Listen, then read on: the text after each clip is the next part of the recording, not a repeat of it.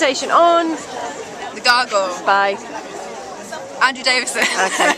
It made that much of an impression. I'm going to give you like a heads up on how many minutes. You've got 5 minutes, go. Okay, so The Gargoyle by Andrew Davison is about a sort of guy who's not got really that many links. He's like an ex-porn star and he's a bit of a druggie and a bit of an alcoholic. And he's in this accident where he's burned over his entire body. So he goes into hospital for recovery and he's sort of suicidal, hasn't got that much hope. And then he comes across this woman called Marianne Engel, and she's diagnosed with schizophrenia. She's a bit of a mystery, and she comes and sort of gives him some hope through stories.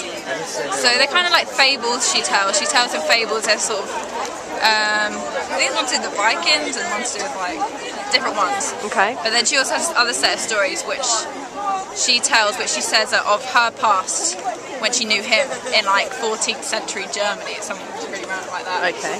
And she's saying that we were together and we were in love, and she tells this whole love story about them.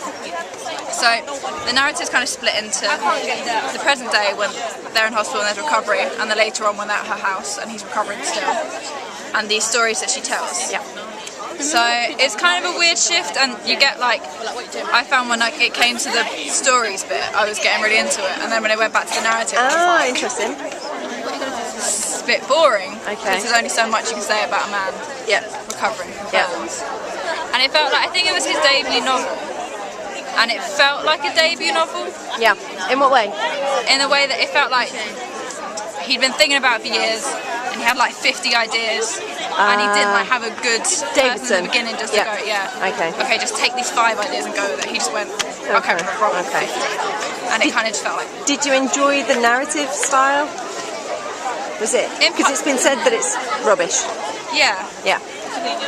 There were certain moments when you'd be like, there were certain bits of, especially like the story she'd tell, when you'd be like, oh yeah, that's really good.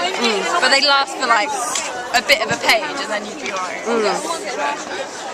and it's just so unnecessary bits of it. Tell me about the ending, without giving the ending away, but how did you feel about the ending? So the idea of this woman and this man coming together, it just sort of, it propels throughout in a fairly good way. I think the narrative's right that way. There is some propulsion in it, and then it reaches the end, and it felt like a cop-out. It felt like a complete cop-out. You were disappointed with that? What happened is something that you could probably predict was going to happen when you first meet the woman. Okay. And you just wanted them to go somewhere else with it, and it just didn't, and you just go. And then at the end you're just like, why did I read that? Would you recommend it? If you want to join the debate about whether it's good or not, then yeah, but not just for... No. It's not substantial, is it really? No.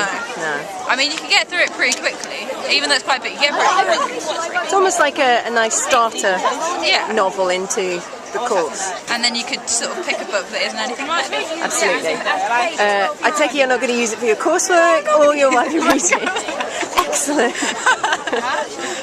It's interesting. Brilliant. Thank you very much.